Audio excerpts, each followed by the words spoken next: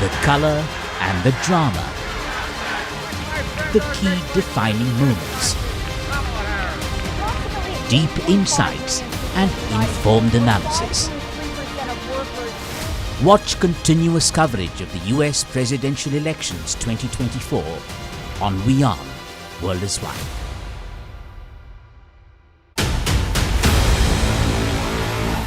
Besieged Kenya's Deputy President Rigathi Gachagua is ousted by the Senate as senators approve country's Interior Minister Kithure Kindiki as the new DP. Gachagua blames his troubles on his now former running mate and President William Ruto, calling him a vicious man. Lawyer for a prominent Mozambique opposition figure, Venancio Mondlane, is shot and killed in the capital Maputo weeks after the country's general elections. Election watchdog claimed the killings were designed to intimidate anyone demanding transparency in the polls. And Ivory Coast sees a boom in nurseries as the West African nation's women increasingly go out to work. There are now 254 private creches and nurseries across Abidjan. World of Africa at these times on WION World is One.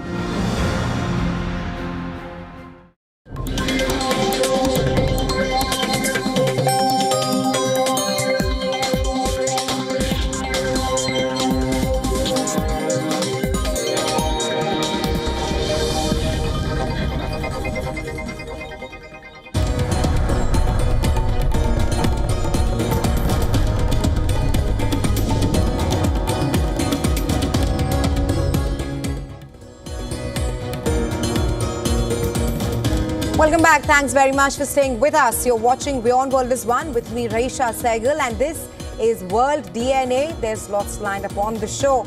But first, a quick check on the headlines. Iran state media reports at least 6 explosions on the outskirts of Tehran and in Karaj.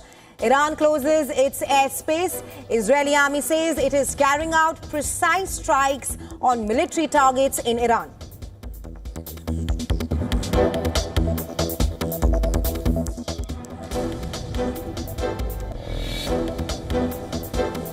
Israel says it is not targeting Iran's fuel depot or nuclear facilities. US says focus appears to be on Iran's military targets. Nuclear stations in Karaj said to be safe.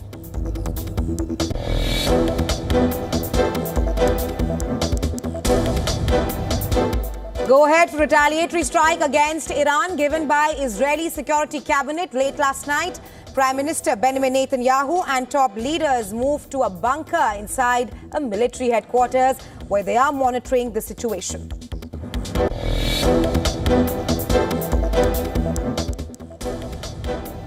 Media reports say White House was notified moments before Israel started the bombings on Tehran, stresses there is no US involvement in the strikes.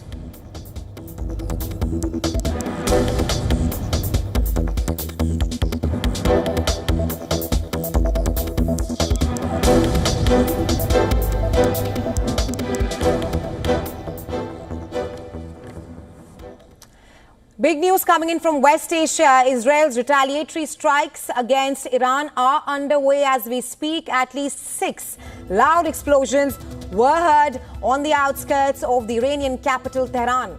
Explosions were also heard in the nearby city of Karaj shortly after a second wave of airstrikes was reported. Blasts have been heard in the city of Shiraz as well, which is situated in southern Iran. The Israeli military has now confirmed that it has launched what it calls precision strikes on military targets in Iran. Israeli military spokesperson Daniel Hagari has now released a video statement confirming the strikes on Iran. He has said that Iran and its proxies in the region have been attacking Israel since October 7th on 7 fronts, including direct attacks from Iranian soil, and that Israel's defensive and offensive capabilities are fully mobilized. Hagari added that, like every other sovereign country in the world, Israel has the right and the duty to respond. Take a listen.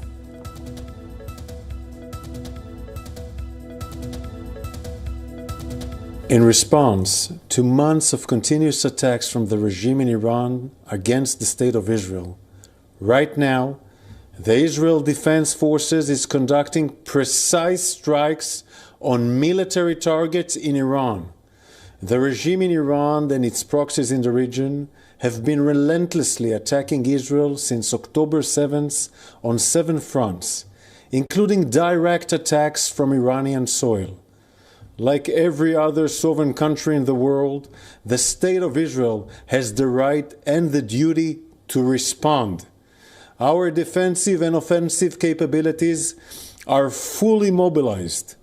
We will do whatever necessary to defend the State of Israel and the people of Israel. Washington has also confirmed that Israel is conducting targeted strikes in Iran, calling it an exercise of self-defense. National Security Council spokesperson Sean Sevitt has said that the attacks are in response to Iran's ballistic missile attack against Israel on October 1st. According to the U.S. media reports, the White House was notified a short time before Israel launched its strikes on Iran. However, it stresses that U.S. is not involved in the Israeli strikes. Meanwhile, explosions have also been reported in Syrian capital Damascus. Media reports say Syrian air defenses intercepted missiles launched by Israel from the direction of the Syrian Golan Heights and the Lebanese territory. Israeli media says that the Security Cabinet had approved the plan for the strike last night, adding that Prime Minister Benjamin Netanyahu and the Israeli Defense Minister Yoav Gallant are now in an underground bunker at the Defense Ministry headquarters in Tel Aviv. Meanwhile, Iranian media says that several army bases in western and southwestern Tehran were targeted. Iran State TV has also said that the operations at Tehran's airports are now normal and that no fire or explosion was reported at the Tehran oil refinery.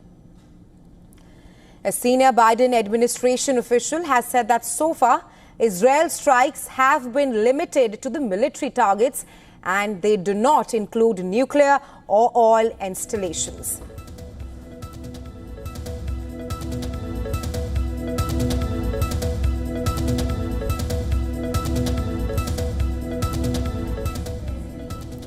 For more on this, our correspondent Susan Tehrani brings you more details on what exactly is the U.S. involvement in the latest Israeli strikes on Iran, with U.S. saying that they were notified moments before Israel launched the precise attacks on Iran, but it is not involved. Take a listen.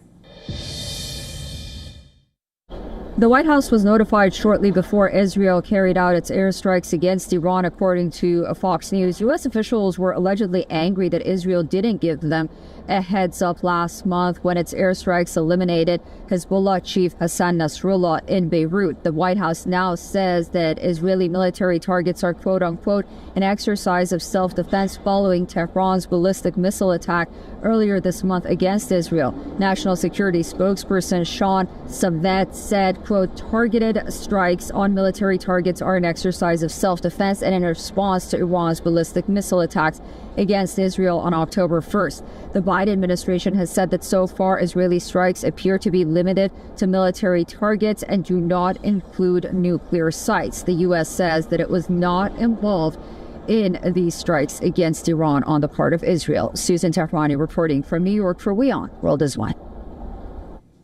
For more on this, we're now being joined by Ruthie Bloom from Tel Aviv. She is a former advisor at the Office of Prime Minister Benjamin Netanyahu and also an award-winning columnist. Welcome to World DNA, Ms. Bloom. Now, Israel has conducted precision strikes on Iran. As we speak, a second wave of strike is underway in Iran's Shiraz city. Get us the latest on this. And do you think that there will be more strikes from Israel on Iran right now? Well, yes, I think the fact that we call it a wave, this is the second wave, indicates that there are going to be more waves, especially since you have to understand Iran is quite far away from Israel. And as far as we know, there are some 140 Israeli Air Force planes in the air and in Iran. And you don't just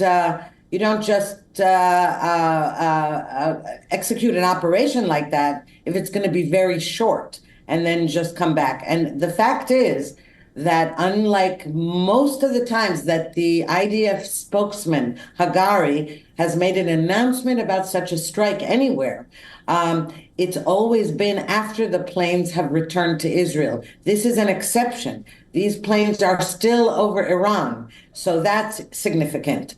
The other thing we know is that Israel has hit or is targeting the long-range ballistic missile facilities and also air defense capabilities of Iran. And it's true that it has not gone after the oil fields or the nuclear facilities. But what we know is that the Biden administration has been urging Israel for weeks not to do anything with the oil fields or the nuclear facilities.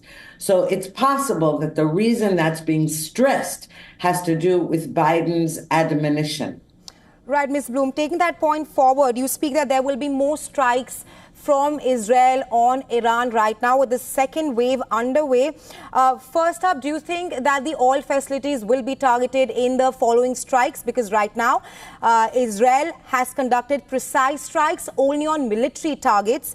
And second, do you think that Israel is acting under pressure from the U.S. right now? Because like you mentioned, the oil and the energy facilities have not been targeted yet. Yes, well, I think I doubt that we're going to go after those oil fields before the U.S. election, because it seems that the administration in Washington has been clear that it does not want that kind of attack before the election. Now, whether Israel is going to conduct more strikes after November 5th, which is really fast coming. You know, it's only, I believe, I lost count, but I think it's about 10 days from now. And that's not very far in the future. Now, the other question is what Israel will strike if Iran retaliates for these strikes.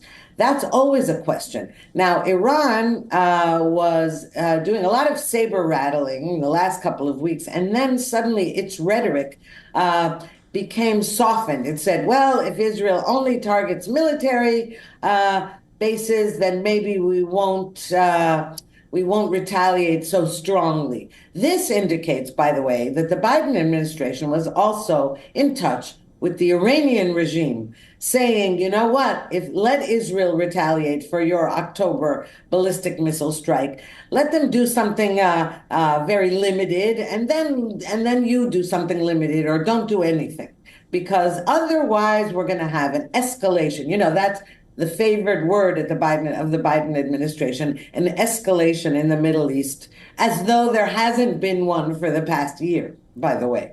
Right, Ms. Bloom, just shed some more light that Iraq has closed its airspace right now. And earlier we had seen how Iran had issued a warning to Jordan and the other countries to not help Israel's retaliatory attack on Iran. Talk to us about the airspace that Israel would have used for the latest precise attacks on Iran. Well, I have to say that geographically, it's very odd. It seems that it's impossible for Israel to have flown over all of these countries that said they wouldn't allow the airspace to be used. So we will find out later, probably, or at some point, which airspace, who did allow Israel. For all we know, it could be Saudi Arabia. See, the trouble is that what is said in public is not said, what is said in private is often not said in public. So I can't answer that exactly right now, but what we do know is that Israel got there. And you're talking about, something like close to 1,000 kilometers away from Israel. And for the Air Force planes to be able to go that far undetected, it couldn't be that they're undetected. It's too far. It's not like Lebanon, which is right here, and Gaza, which is right here, even Syria. So I think that we should wait to see what emerges about the airspace.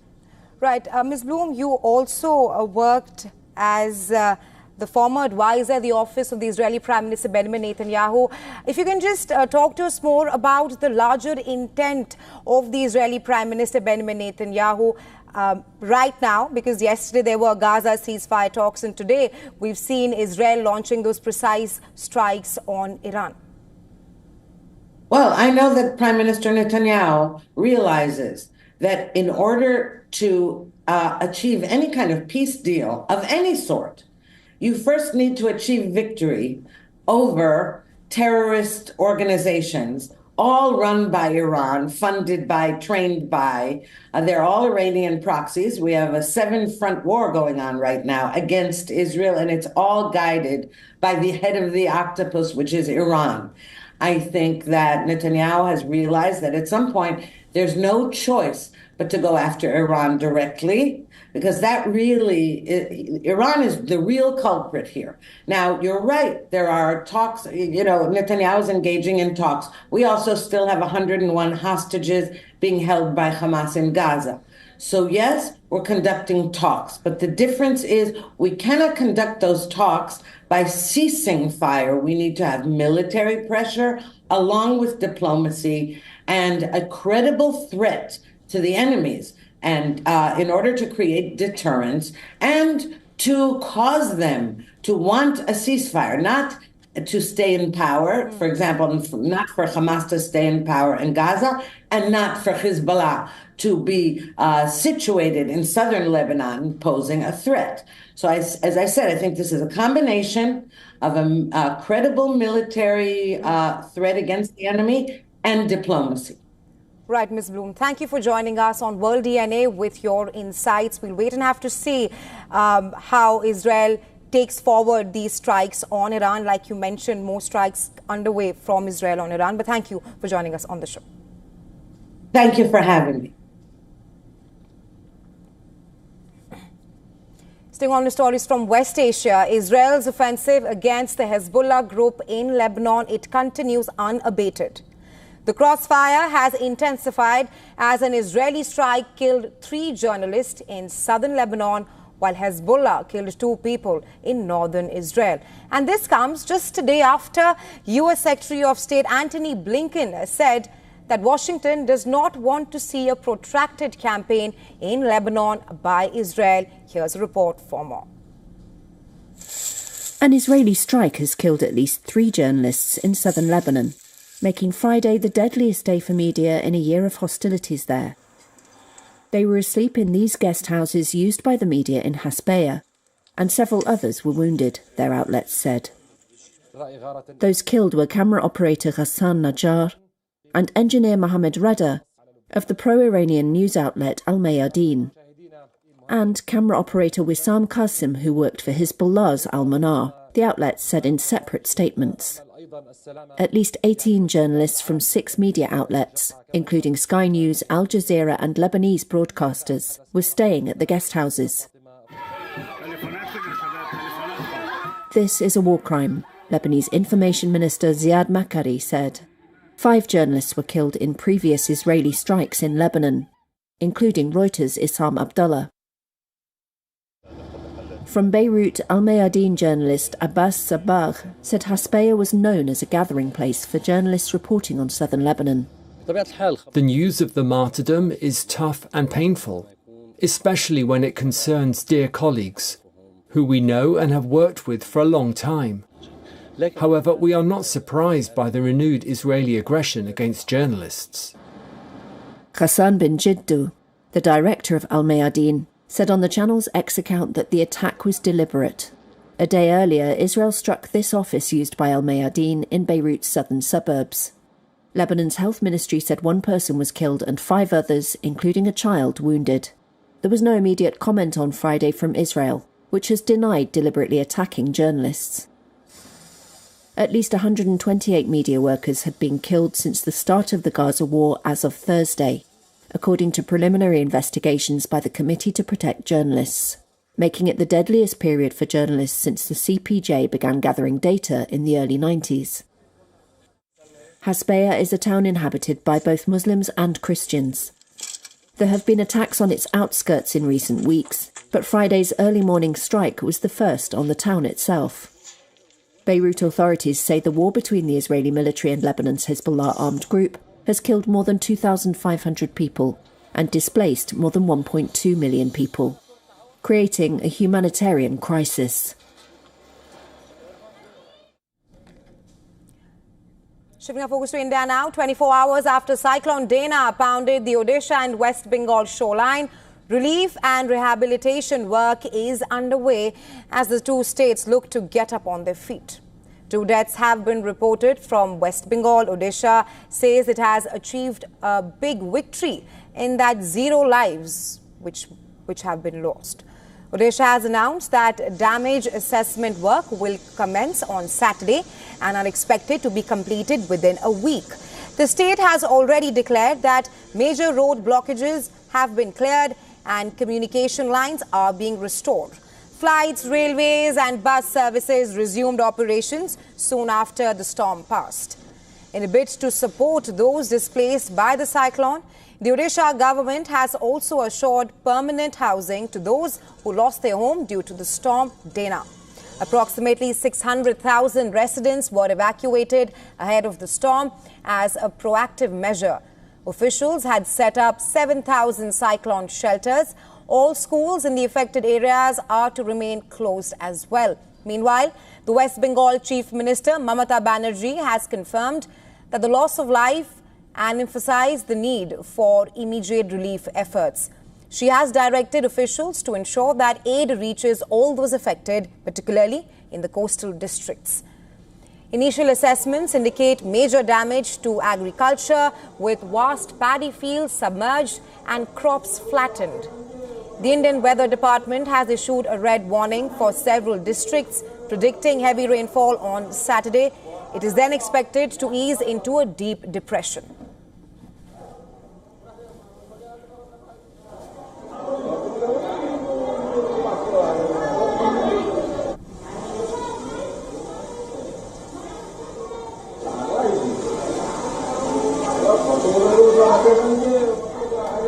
On the world of sports now, India staring at a first Test series defeat at home in 14 years. The Kiwis are in pole position to win. Take a look.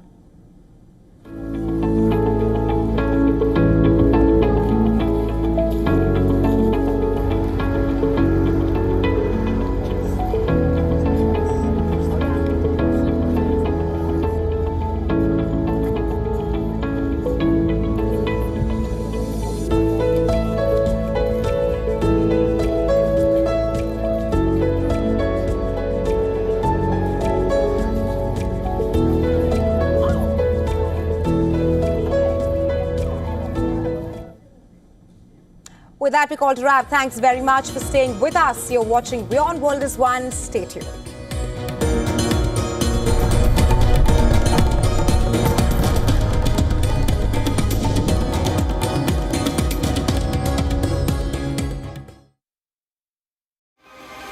The US race to power, marked by high-octane campaign rallies, life-threatening encounters, game-changing presidential debates, the color and the drama, the key defining moments, deep insights and informed analysis. Watch continuous coverage of the US presidential elections 2024 on WION World is One. WION, India's global voice, the channel that brings you the biggest stories from across the world through India's lens. Now available in more than 190 countries worldwide, because we believe that the world is one. Watch us in Africa, Europe, USA and Canada, South America, Asia Pacific, Middle East and North African regions. Also available on these digital platforms across the world. WION, World is One.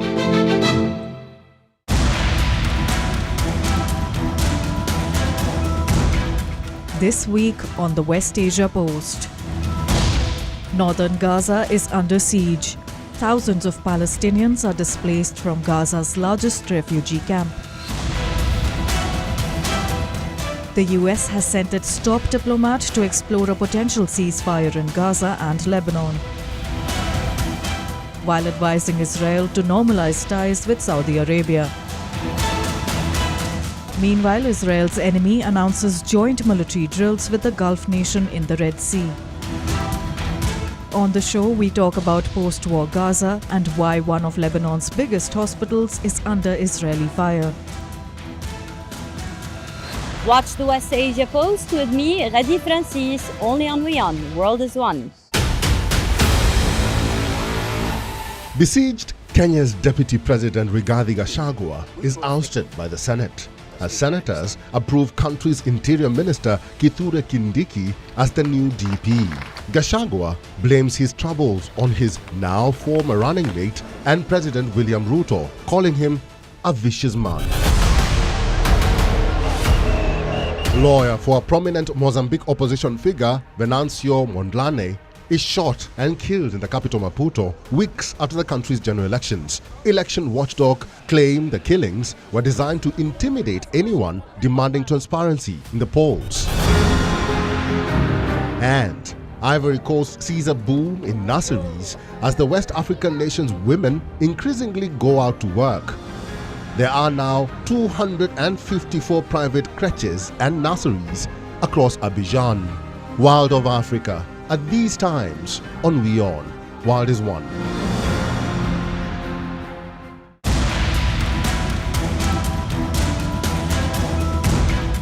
This week on the West Asia Post. Northern Gaza is under siege.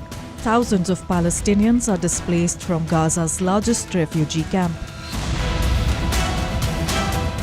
The US has sent its top diplomat to explore a potential ceasefire in Gaza and Lebanon,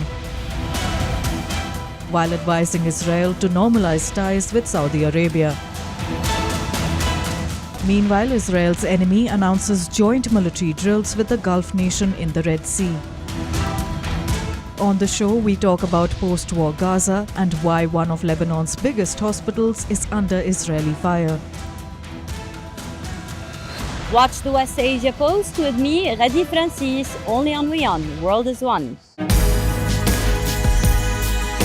WION brings you a special business talk show where we bring forth the stories of business leaders. From breakthrough technologies to visionary leadership, we will unlock the trends, the tactics, and dive into the minds of the industry's most influential leaders. WION brings you this special series to uncover what drives them in a candid talk show, WION Business Masters.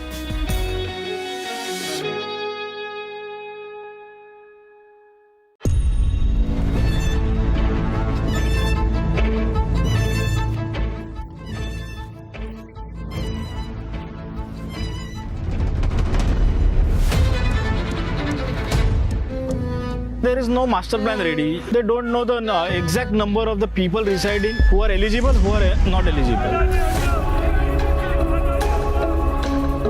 The model that SRA has adopted for Dharavi is flawed, it is wrong, it is bound to fail. Dharavi एक ऐसी झोपड़पट्टी है कि शायद उसको हम कहें industrial slum. सारे लोग अपने अपने घर में अपनी रोजी रोटी का इंतजाम कर रहे हैं, उनका क्या होगा?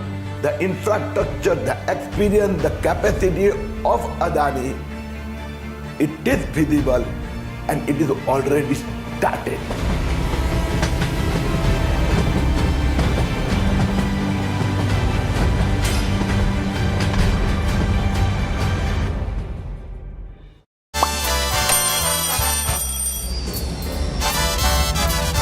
Noor